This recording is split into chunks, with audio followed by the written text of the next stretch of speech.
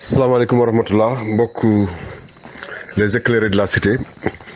maa ngi leen di nuyu bu baax di leen sant di leen ziar man la Pape Sarr di ñaan yàlla mu may ma kattanu leeral lii nga xam ne moom lañ bëgg a waxtaane muy suppression des villes leeral gi nag leeral li nekk sama xalaat lay doon ñu mën koo méngaleeg xalaatu keneen ñu waxtaan ci ba d'accord ci dara rek waaw waaye kenn ku nekk rek xam naa da nga ci xalaat jox sa xalaat ginnaaw mën ngeen invité pour ma jox sama xalaat nag fas naa yéen li ngeen ma laaj rek mu jéem a wax leen ci li ma ci xam. sama njëlbeenu intervention dama cee wax ne li may wax mooy li ma gëm rek li ma gëm xam naa nag décentralisation Sénégal nu muy doxee wax dëgg yàlla xam ko moo taxoon ma xëccoo woon mairie 2009 xam naa bu baax comment ça fonctionne waaye surtout jàng naa ko fii ci réew mii di France ba tey maa ngi ciy liggéey maa ngi continuer di doon consultant ci développement wu métropole nantaise ci yu bari nag ci yu bari la dernière consultation que j'ai faite mooy consultation pour nu ñuy mettre à jour les données du développement durable de la métropole de Nantes. kon li may wax du ma waxuma ko ex nihilo dama koy wax parce que dama ciy liggéey dama cee nekk presque tous les jours même bu may nekkee Sénégal sax parce que dina am jamono ci at mi moo xam ne Sénégal laay féete di liggéey foofu waaye terewul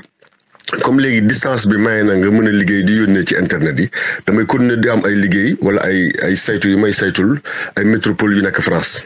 yoo xam ne si dëkkuma fu forcément mais dinañ doy loolu li ma leen di wax parce que loolu moo méngoo li ñu orienté ci texte France yi te lépp lu nekk ci texte Sénégal yi ci décentralisation dama ne la sève bi mënu ma koy waxee sève bi quintessence bi solo si dans le fond ci fii la jóge métropole d'équilibre yi ñuy wax niñ ko bindee taarix beeg niñ ko defaree lépp day tolloog nañ defaree woon métropole d'équilibre France ba France di commencer processus de centralisation c'est des choses qui ont été passées en 1950 yoo xam ne si tëral nañ ko France diggante 64 ba 74 ñu door a génn ci affaire métropole d'équilibre ndax dañoo gis limites yi Sénégal nag dañ koy door a commencer c'est pas que ñii dañoo rawee 50 ans wala yooyu non c'est parce que ñu ngi door a toll ci décentralisation ci foo xam ne jàpp nañ ni il faut ñu defar ay métropole man ba ñu contre ma métropole Cheikh mi doon wax sànq sëñ Mor Ndak contre ma métropole au contraire dama ne rek pareeguñu ñun pour am métropole partout parce que métropole ci boppam tur wi rek dafa am lu mu tekki tur wi métropole solom su njëkk mooy regrouper ay nit ba am un nombre critique d'habitants boo xam ni boo leen boo mutualiser ñoom seen i jëfin seen i doxalin di nga war a mën a am bassin de vie bu am xëy ba pare am ay production moo xam agricole la moo xam secondaire la ay industrie la moo xam tertiaire la ay service la waaye mu am production économique buy jàppale croissance loolu mooy solo wu métropole xam nga Sénégal nag bu waree produire pétrole ak gaz day jaadu ci moom mu am métropole bu rëy donc la grande métropole de Dakar contre ma ko lu war a nekk la. kon nag leeral samay wax dafa jot il faut mu leer ci sa bopp ne contre ma métropole dama ne doxalin bi waratul nekk doxalin budul doxalin décentralisante ndax président Macky Sall dafay fekk décentralisation fekk ñu def acte 1 def acte 2 doonu ci dara waaye ñi ngi renforcer décentralisation maanaam delloo askan wi seen baat delloo askan wi saytu seeni doxalin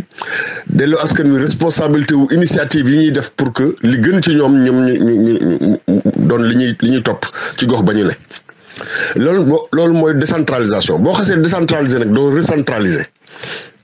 loolu la dama ne doxalinu àddina moo indi boo xasee décentraliser doo recentraliser fépp foo dem ci monde bi gouvernement yi nga xam ne ñoo ñu raw fuuf ci décentralisation man France rek laa jël comme exemple ndax fi laa yàgg foo def 30 ans di fa liggéey ci yu bare di nga ko mën a jël en exemple xam naa ni Macron lu mu fort mënul la dellu ginnaaw ci décentralisation mënu ko mën na retarder ay processus yu xewagul mais mënut a delloo ginnaaw ci loo xam ne si doxal nañ ko ba pare li muy mën rek mooy dëgëral ko loolu laa ni sama président li mu def ci acte 3 lu rëy la lu am na njariñ la waaye nam ko doxee ba mu koy door a defar nam ko doxalee baaxul parce que dafa waajul woowul nit ñi booy defaral askan wi da ngay fexe ba askan wi am ci gis-gis ak dégg-dégg bu leer kenn mësul consulter askan wi bi ñuy waajal acte 3 dañoo wax ak ay experts rek te léegi démocratie wu léegi dafa weesu top down li ñuy tuddee top down mooy décision jóge ci kaw rek wàcc ci nit ñi ci suuf te xamuñu fu mu jógee xamuñu nuñ ko tëggee léegi bottom up mu am moom maanaam dafa horizontal léegi dañuy commencé ci suuf déglu nit ñi li ñu wax xam luy seen mébét rek li ñu bëgg ba pare ñu dem ci kaw ñu leen gaa yi kat li lañ bëgg ñoom ñu xool sukkandiku ci bëgg-bëggu ñi ci suuf pour defaral leen dara loo xam ne méngoo naag lii def seen i bëgg-bëgg loolu jamono yu des démocratie mooy doxee noonu jamono tey démocratie foofu la toll ci horizontalisme ci décentralisation boo ko xasee def ba sa constitution nag ne sa dëkk da ngaa fas yéene mu doxinu décentralisé da nga koy wéral munoo delluwaat ginnaaw nangu baat boobu boo ko nangoo kenn du la ci wax dara ndax yaay président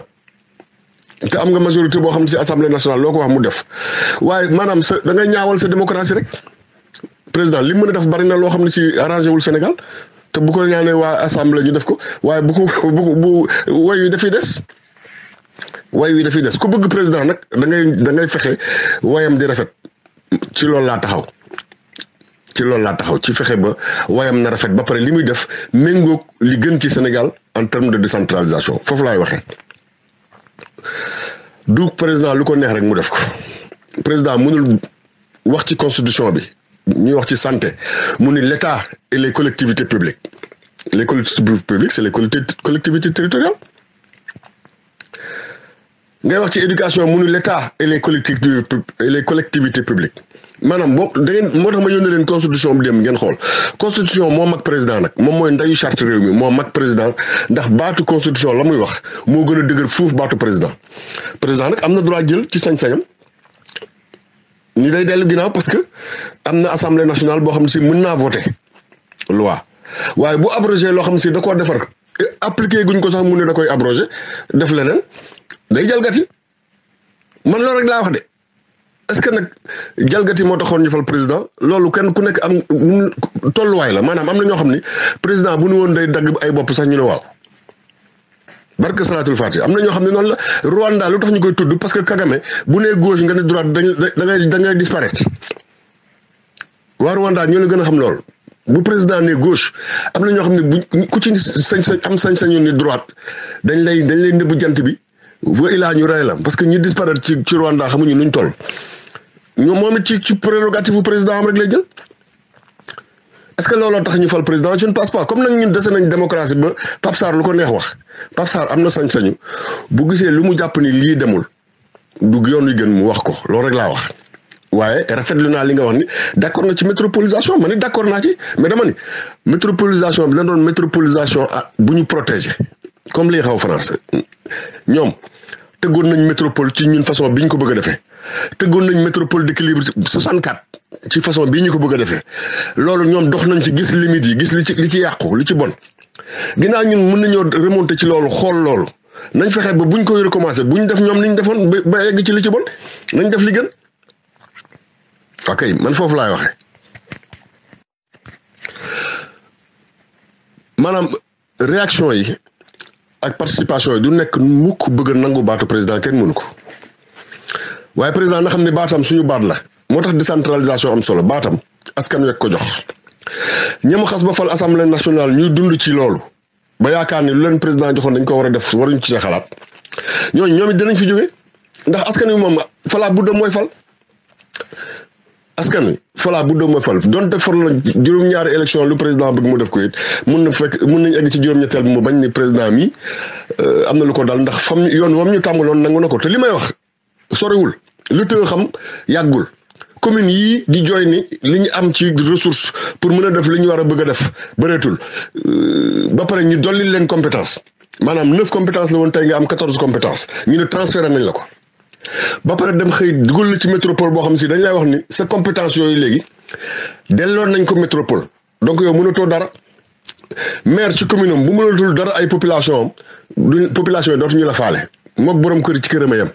borom kër ci këram bu mënta faj bopp buy metti mënta joxe dépense mënta lijjanti kay doom yi mënta solal nit dal mënta feesal biir dafay nekk rek waaye bu yàggee dootul borom kër bu waxee kenn du ko faale lu mu woote kenn du ci ne jàmbur ci àll ba boo bu mën a fexe ba kër googu di dund kooku bu bokkul ci kër gi lu mu wax moom la ñuy topp yëf yi noonu lay doxe mais sama bëgg-bëgg ci Sénégal moom ma yóbbee ma jàpp ne lépp loo xam ne si day gàllankoor président mbaa mu ñaawal woyam waruñu ko noppiwaale foofu rek laa taxaw léegi nag boo duggee ci métropole d'équilibre yi sëñ Tall défendre Touba en tant que centre économique de cette région-là qui polarise Diourbel ak Louga mën naa koo dégg xamoon naa ne Louga ci région de Diourbel la bokkoon avant muy nekk région de Louga mais dafa am tolluwaay bu tax ba Louga jóge ci région de Diourbel nekk région moom ci boppam. Touba c'est une zone spéciale dans le Sénégal ñun ñëpp xam nañ ko lu mu polariser démographiquement ay nit bañ mun koo tuddee ville de Touba parce que démographiquement am na tolluwaayu ville ba pare étalement urbain bi def na ba nga xam ne si service yu bëri mi ngi am tey Touba du tere Touba nekk zone spéciale nag état bi doxalu fa dara kii décentralisé bëgg a yemale nit ñi munul géocentré métropole d'équilibre am ci foo xam ne si moom du fa dogal parce que centre métropole boobu day nekk Touba te Touba état Sénégal bëriwu fa solo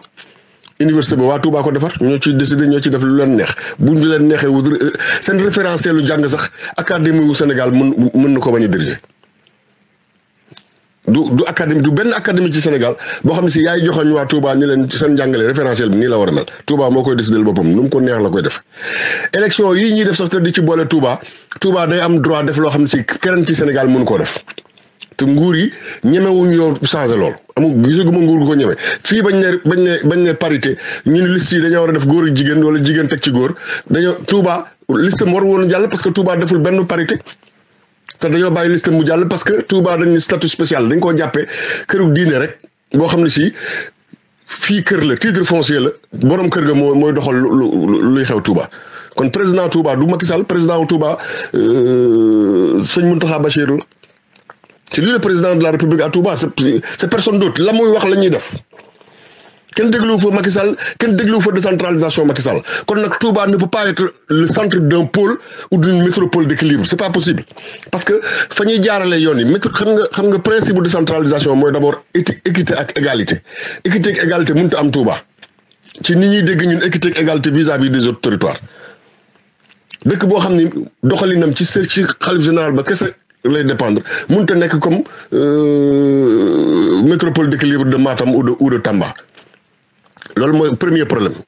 sëñ bi maa ngi yow nag ay murid lañ man sëñ Mbay Sarr mooy sama maam akkan sëñ Mbay Sarr njaareem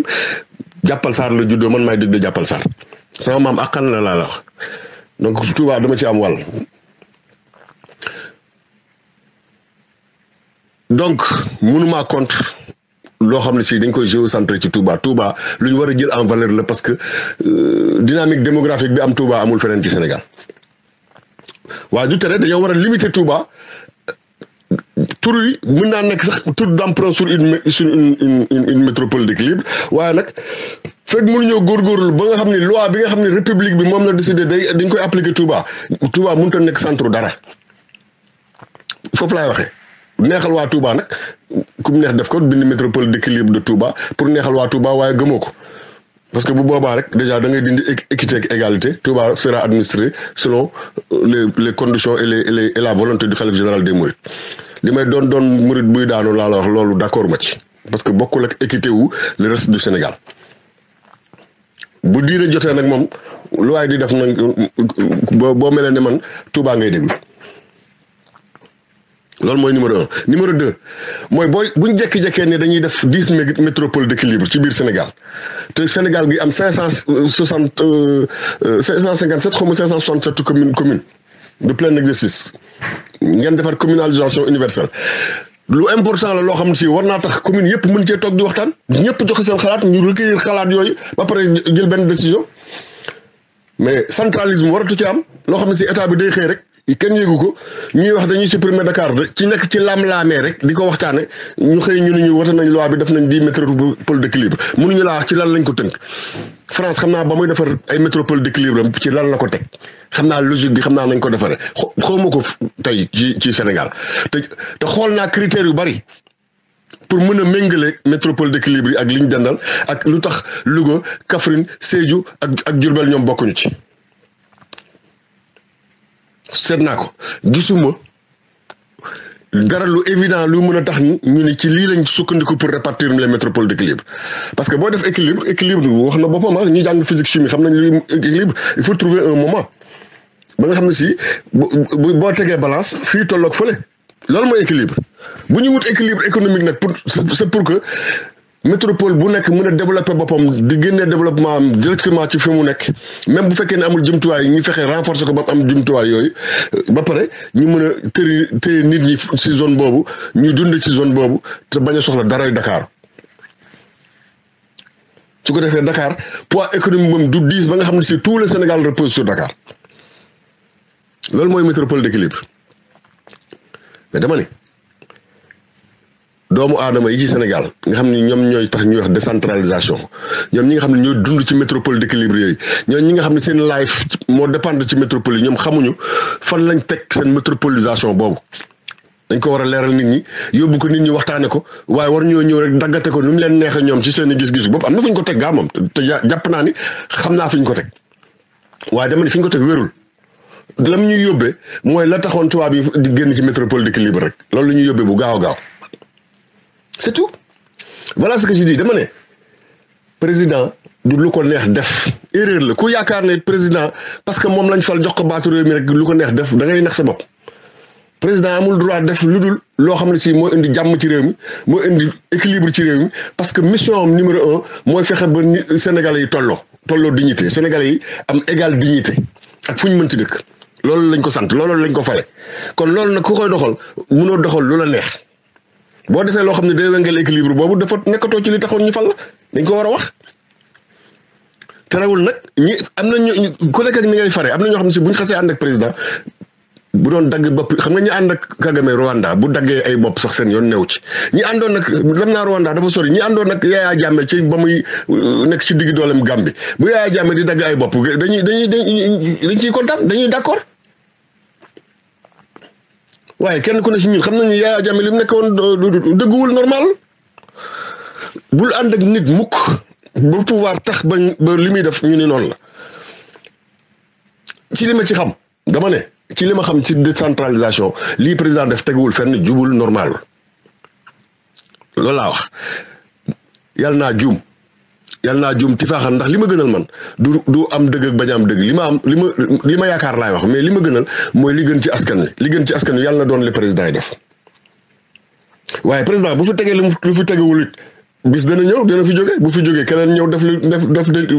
ñaan yàlla mu def li gën bu defee loo xam ne si tamit dafa jalgati constitution bu subaa bu génnee ñu laaj ko te loolu ñaanal ma ko Macky Sall ndax Macky Sall dafa liggéey nag ci Sénégal dafa def lu rëy ci réew mi waxtaan bi loolu rek la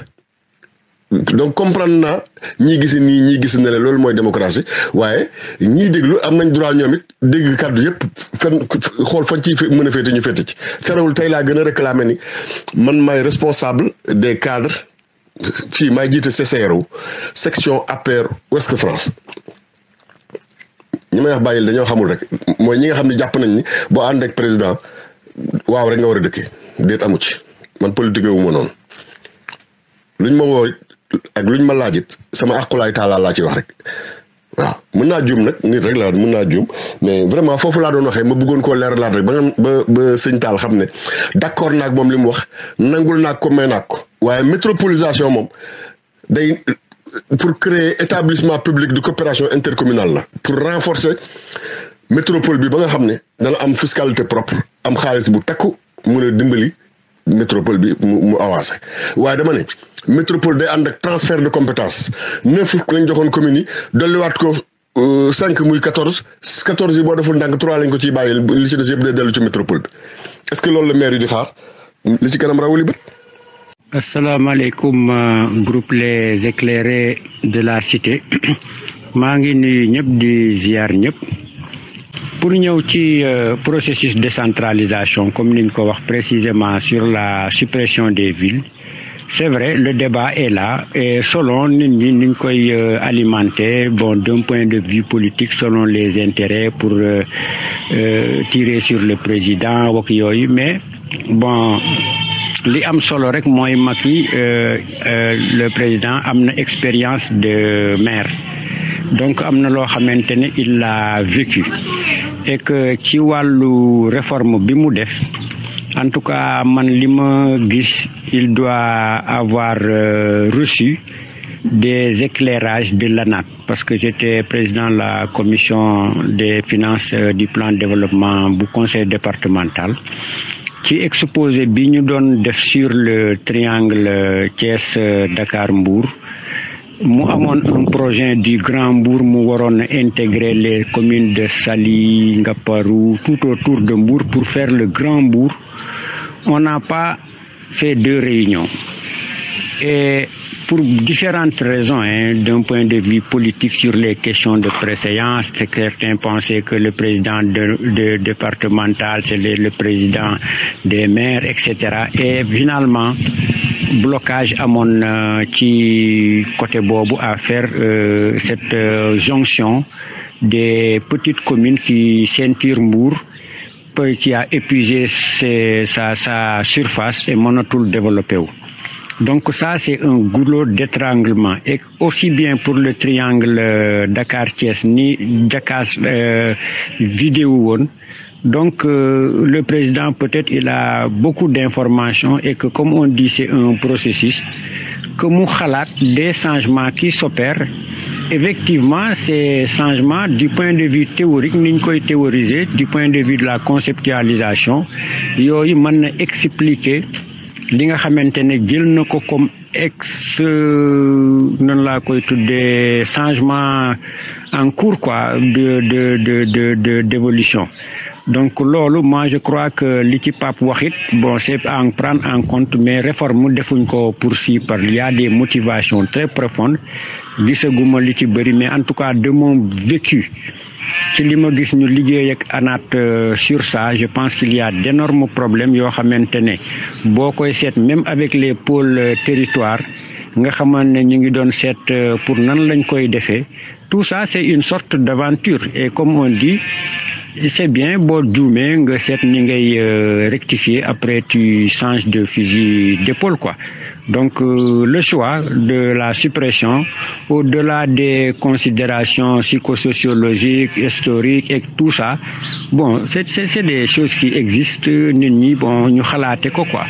mais li ñuy wax ci développement local vraiment il faut que la ville se pense. Il faut que les structures se pensent et loolu ñun ñu ngi ci débat bi et je pense que ce débat là il est très intéressant parce que président il peut avoir ses idées mu def ko mais les éclairages yi ñuy def en tant qu'acteur politique il nous appartient ñun à des moments d'évaluation ou bien de conceptualisation fu ñu ci mënte nekk it du point de vue ñu ñuy laaj sunu avis selon les instances que pour que ñu mën ko wax. Donc sur ce vraiment je le remercie énormément mook initiateur u débat bi. Li ma ci dolli rek bon nous très souvent on le dit le grand problème de la décentralisation c'est son financement bon 5% de la TVA li ci jóge ñu indexé ko ci pour jox ko c'est minime ailleurs dañ naan au Maroc il avoisine les 30% donc Sénégal le grand problème de la décentralisation c'est le transfert des moyens et l'ignorance un grand domaine aussi transféré parce que la formation des élus pose problème lu mel nii ñuy def nii dafay baax parce que ku jóge ci lii même boo gisee un conseiller war nga ko man di briefer di ko expliquer pour que mu xam nan lay taxawee parce que en réalité li tax a jóg décentralisation c'est la proximité, la libre administration et la solidarité. Et du point de vue de l'expertise, il est vrai, lu mel nii mooy tax nit ñi di am des contacts par-ci par-là. Moi j'ai des amis, si j'ai des difficultés ci côté yenn yi je demande des documents ñu jox la ko nga approprier ko lire et puis nga dem. Mais li ñuy wax nag ci affaire bi bon dafa yéeme quoi parce que booy seet en tout cas dans ce qui est Mbour, à chaque fois que tu fais 10 km, tu es dans une commune. Tu fais Diass, Sindia, Popenguine, Ngekor, Sindia, Saly, Malicounda, sur moins de 20-40 km, il y a la polarisation des 16 communes. Peut-être que extranté, c'est Joal. Et sur le littoral, bitamit, ñu ngi fi. Donc, li ñuy wax bu koy def peut-être gisuñu texte beeg yooyu yëpp mais ça on peut se rassurer parce que je pense que li mu def c'est casser des œufs pour faire des omelettes. Maintenant, comme on dit, l'expérience de Pape au vu de ce qu'il a vécu en France wala son xam-xam dans sa pratique ak yooyu mën na joxe des observations qui sont très très très pertinentes ci côté boobu. Donc am na foo xamante ne xëy na ñu ngi koy wax du point de vue des financements parce que acte 3 vraiment il y a eu beaucoup de pas de nébuleuses quoi mais de controverses parce que autant ci ni ñuy waxee sur les établissements par rapport au financement innovant on a vu lu mel ni Malicounda mën a def contractualiser ak Solaria ak Sénélec pour être dans le conseil d'administration donc lii mën a def noonu ba développer de tels partenariats bon Dakar mënul am yenn yi ñu def aussi bon ça je pense que au-delà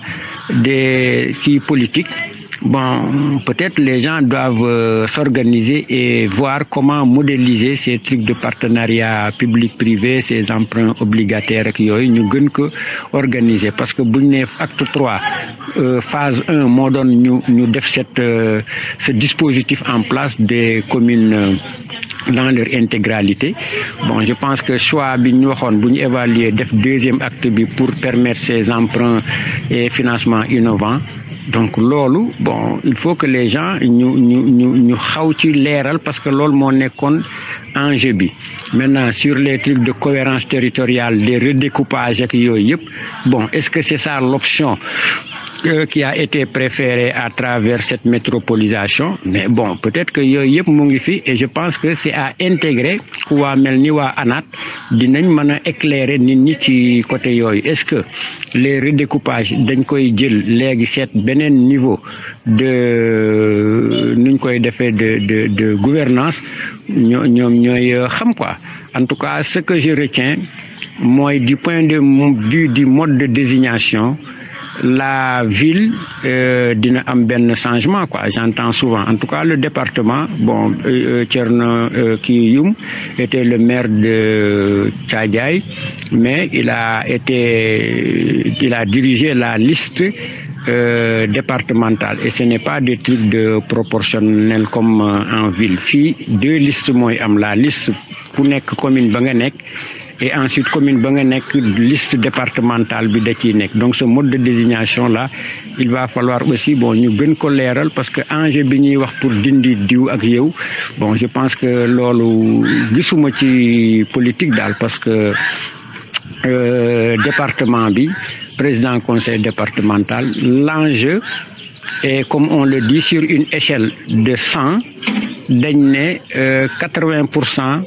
c'est dans la conceptualisation et que 20% mooy opérationnalisation pour être départemental donc boo ko inversé au niveau des communes def 80% d'opérationnalisation et 20% donc ni ñuy affecter les moyens je pense que buñ ko ci defee dinañ gën a góorgóorlu et les communes bu boobaa dinañu gën a mën a jëlaat seen bopp en charge quoi. waaw asalaamaaleykum wa rahmatullah sama mbokk waa Gëm Sénégal maa ngi leen di nuyu man la seen mbokku Texe Gaye maa ngi nuyu sama rak sama xarit Pape Sarr di vraiment sant yàlla di kontaan encore ci moom lu bëri gis nga bi ma ubbee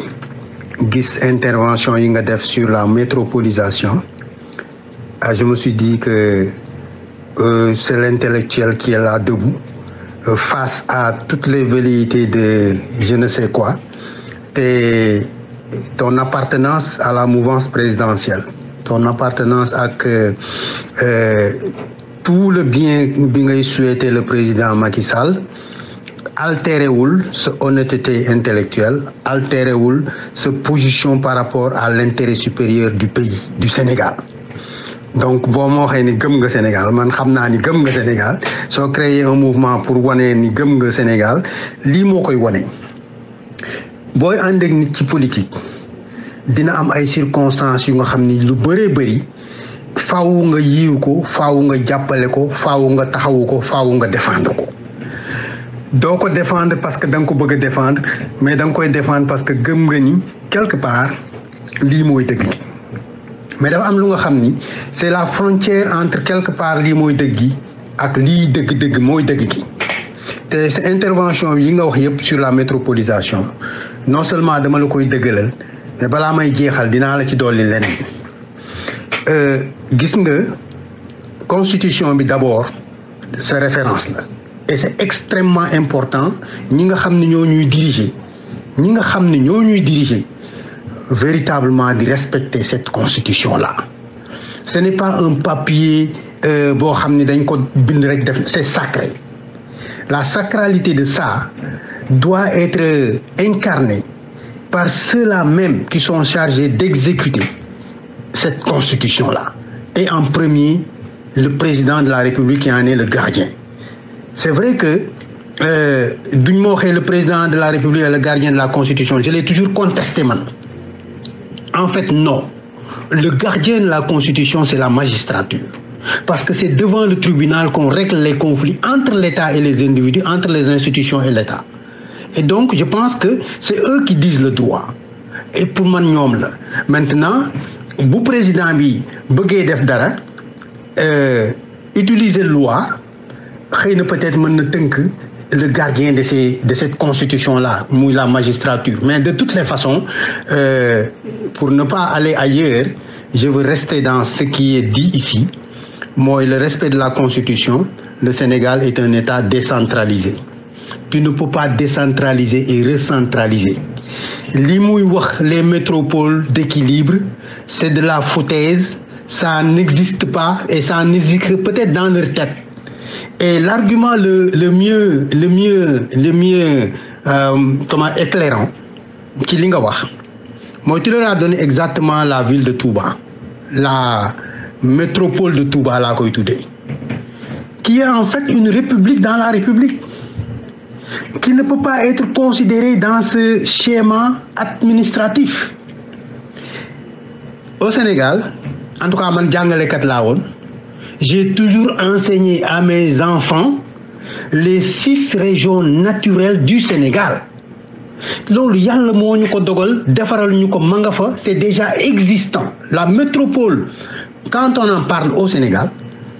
c'est cette définition bi nga joxe, le regroupement de personnes dans une zone économique, sociale et culturelle qui fait une métropole. C'est aussi simple que cela.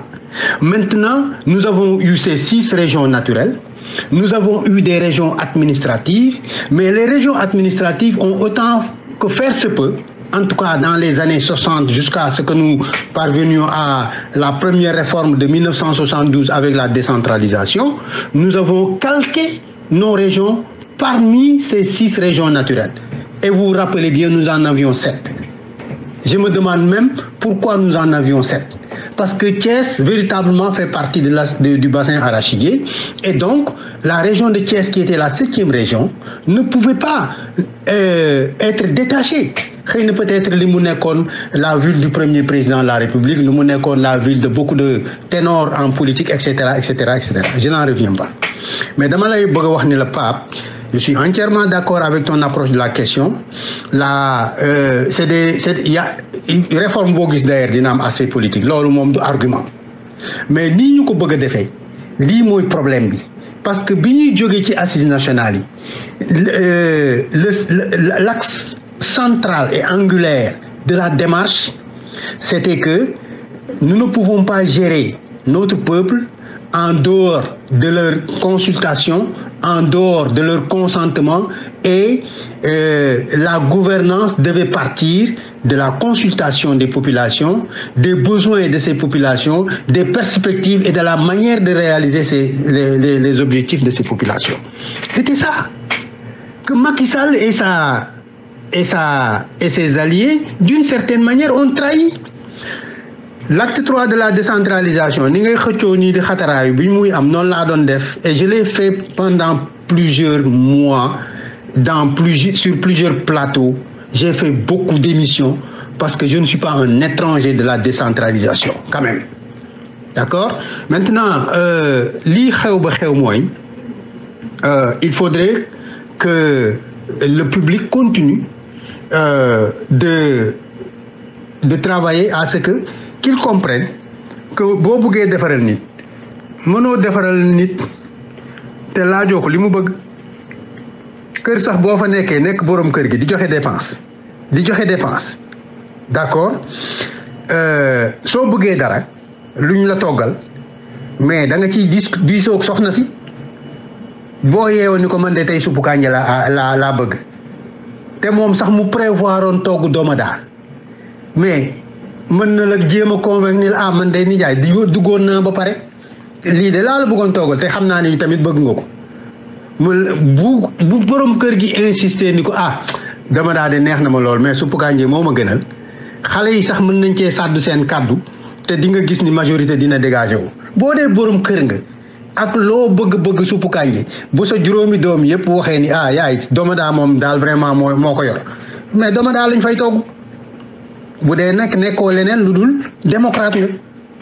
Notre position sama position personnellement en tant que man mu nekk sama position sur ce que Macky Sall a voulu faire avec ces 10 métropoles d'équilibre comme ni mu koy wooye jaajëf mbokk yi maa ngi leen di jéggalu yenn saa yi jikko ngayeen bi baat bi day xaw a yëkkatiku te loolu kiiwul waaye défaut nit la rek sama défaut la yi tamit nag wax dëgg yàlla moom maa ngi ci jéggalu bu baax di leen gërëm di leen sant wasalaam